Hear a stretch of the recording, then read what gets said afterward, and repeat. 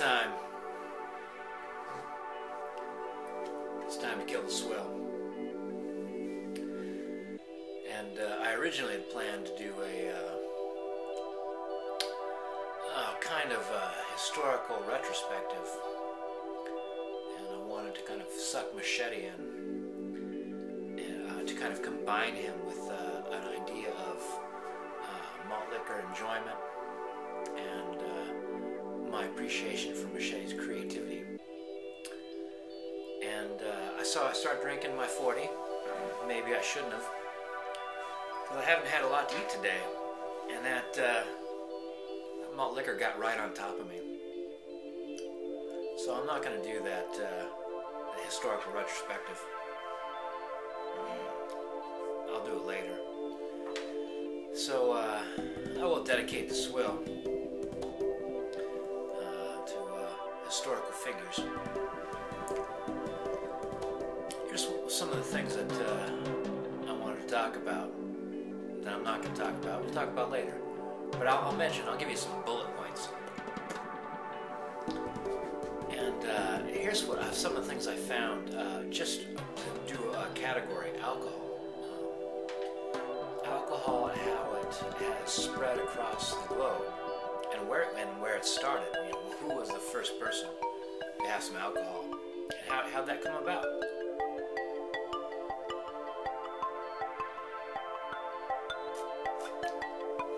I've seen some writings that suggested that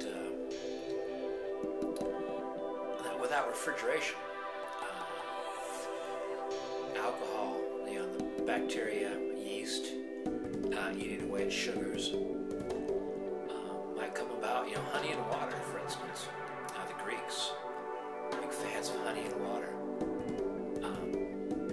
and a lot of like wheats and fruits and things like that. And then you'd have them out on, say, you'd have them out for from dinner. You'd have this plate of food, and or you'd have a pantry, and then as time went on, you know, as things would start to spoil, you'd be like, well, this isn't quite spoiled yet. That's how I roll, so I'm going to eat it. And then you sip the last of your porridge, and you get drunk. You get drunk off this porridge because it has yeast in it, yeast and sugars, and yeast as an excrement produces alcohol, which is kind of proof that there's a God.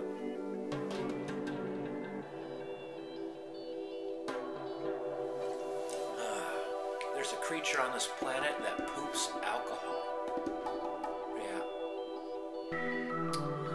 So alcohol, as far as we can tell, originated in China, and they did it well.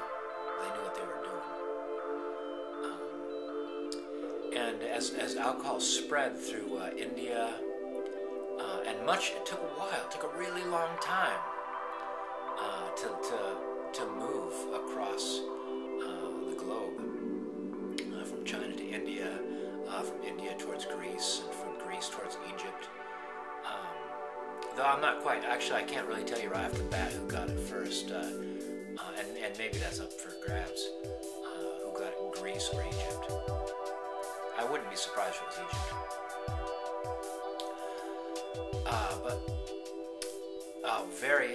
That alcohol worked its way into social, religious, economic,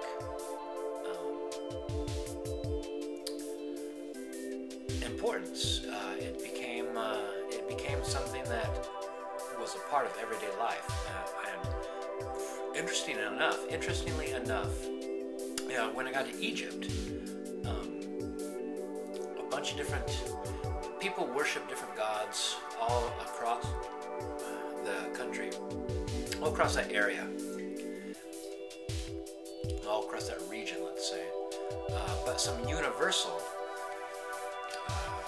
worship was directed to, I believe it was Osiris. I may have that wrong, but evidently a god believed to have brought wine, alcohol, to the people was universally worshipped. They're like, you brought us broadest beverage? You, the God. God that brings with alcohol?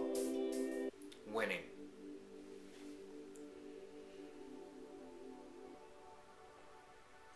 Yeah, so everybody was following that God on Twitter. And there was actually a lot of kind of cultural edicts about alcohol, but mostly to not curb the abuse of, as far as overindulgence, but the abuse of, as in, charging too much for it,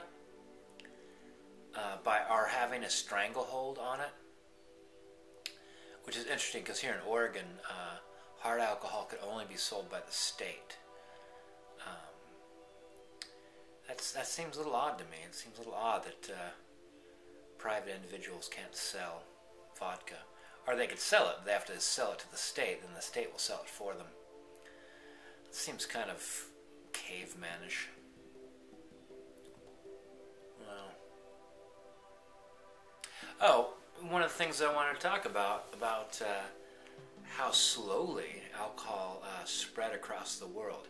It's like, say you had something, people dedicated alcohol to the gods. They thought gods brought them alcohol. So you got to know that that's important. You're like, who's in charge of the gods? Well, the gods are in charge of the gods.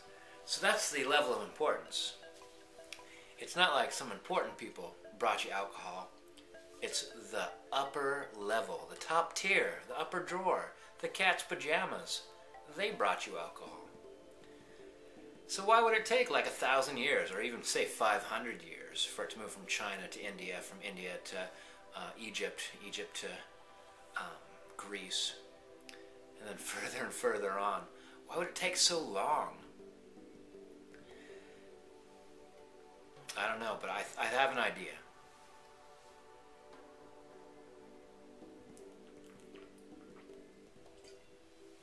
I think that more than we could realize, like imagine if I took you now, you. I'm going to wave my hand in a moment. And when I'm done waving my hand, you are going to appear randomly somewhere in Afghanistan. Except there'll be no planes. There'll be no public transportation. You ready?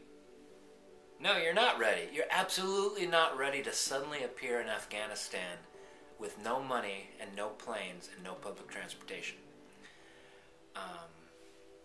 I imagine, I look back, into the BC, and I think about people like Socrates, and Socrates did not write, as far as I know, he wrote nothing. Everything that we know from Socrates was secondhand, and so I could only guess that I'm right about this, and that Socrates was... He was accused of being irreverent or not taking the gods seriously. I can't quite remember. But that was a serious charge, I guess. And I think, I'm going to guess again, that he was given the option to drink hemlock or leave Athens.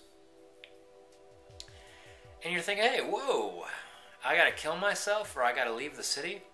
How about I leave the city?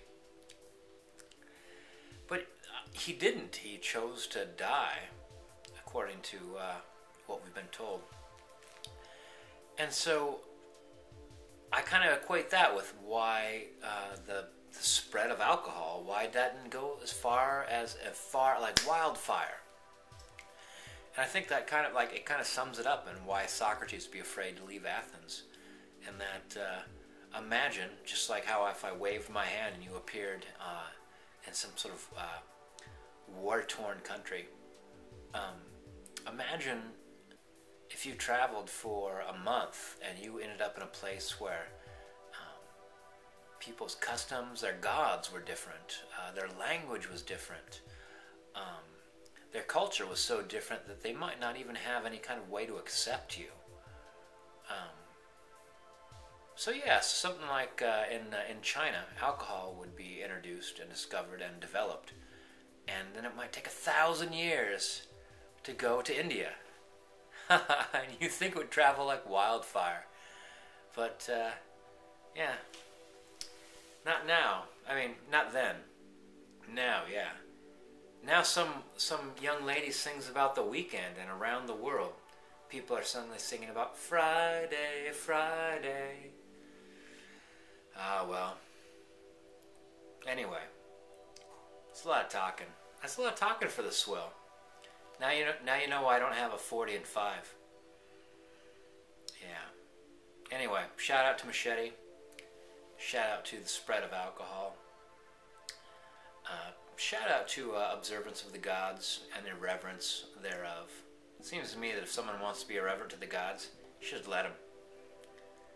Oh, you know, and actually another thing about Socrates believed in poverty. God, I love that. Yeah, you gotta love it if poverty is a big part of your life, don't you? You know, I guess you don't have to. You could fight against it, but I love it. I love being poor.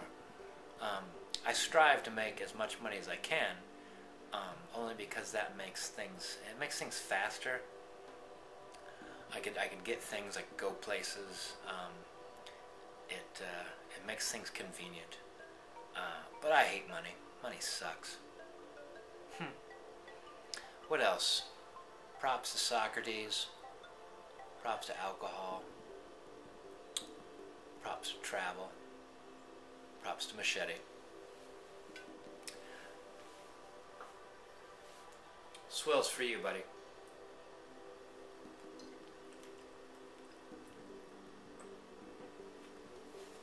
Boom!